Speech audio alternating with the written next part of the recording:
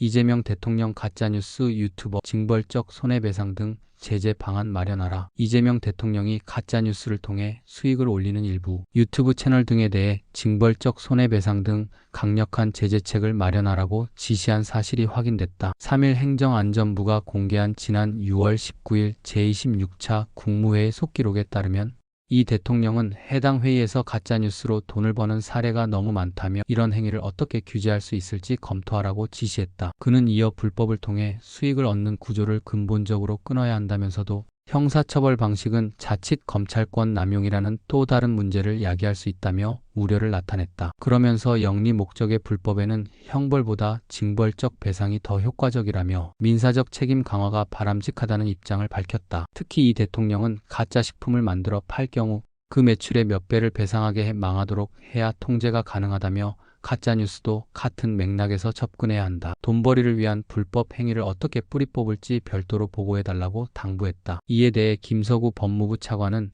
형사처벌에는 유죄 판결이라는 전제가 있어 시간이 많이 걸리는 한계가 있다고 말하며 부당하게 얻은 수익을 환수하거나 국가 귀속시키는 방안도 함께 검토 중이라고 밝혔다. 한동훈 측 가짜뉴스 법적 대응. 친윤으로 평가되는 서정욱 변호사가 한동훈 측이 명태균을 이용해서 가장 라이벌인 오세훈 서울시장, 홍준표 대구시장, 이준석 개혁신당 의원을 친다는 이야기를 직접 제가 검찰에서 확인했다고 주장했다. 3일 정치권에 따르면 서 변호사는 최근 자신의 유튜브를 통해 한동훈 측이 계속 거래를 하고 있다 이런 이야기를 들었다. 명태균 측과 한동훈 측의 뒷거래 의혹, 이게 심각하다며 이같이 말했다. 특히 서 변호사는 명태균 수사와 관련해 창원지검 수사팀이 그대로 서울로 왔다. 이첩은 흉내만 낸 것이라며 사무실을 서울 고검 사무실을 쓴다. 서울 고검장이 누군가? 박세현이다. 한동훈의 현대고 서울대 법대 후배고 자기 아버지가 한동훈 장인과 한 몸처럼 친하게 지낸 사이라고 주장했다. 서 변호사는 또 명태균 수사팀장이 이지영 팀장인데 양력을 보면 완전히 한동훈 라인이다라고 지적했다. 그러나 이에 대해 한동훈 전 국민의힘 대표 측은 법적 대응 방침을 밝혔다. 한 전 대표 측은 전날 입장문을 내고 서정욱 변호사가 본인 유튜브 채널을 통해 명태균 사건 수사 관련해 한 전 대표가 모종의 연관이 있다는 가짜뉴스를 유포했다며 유포자를 포함해 민형사상의 조치를 취하겠다고 전했다. 한 전 대표 측은 그동안 한 전 대표가 친중 좌파라는 가짜 음모론도 난무했었다며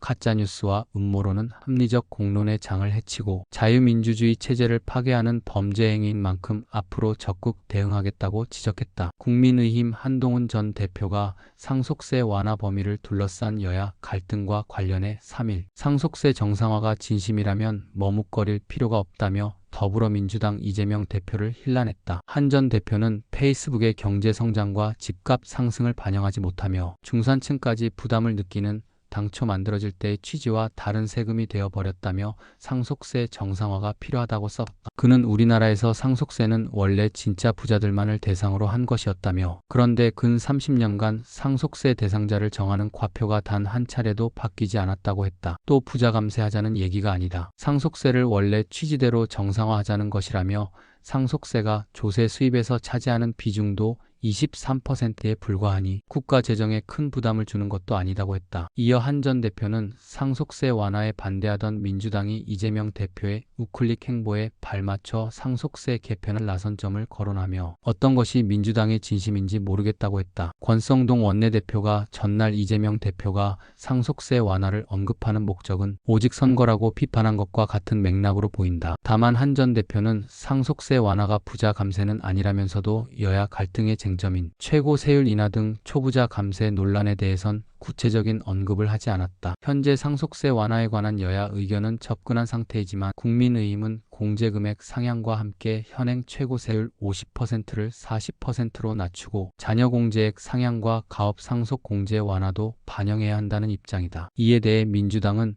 최고 세율 50% 적용 대상자는 2022년 기준 전체 국민 중 955명에 불과했다면서 모든 정책의 최우선은 초부자 감세냐고 비판했다. 황정화 대변인은 부자 감세로 나라 곳간을 텅텅 비워놓고도 또 부자 감세만 외치는 국민의힘의 뻔뻔함에 기가 막힌다며 이같이 말했다. 이재명 대표도 최고 세율 인하 방안에 대해선 초부자 감세라며 반대하고 있다.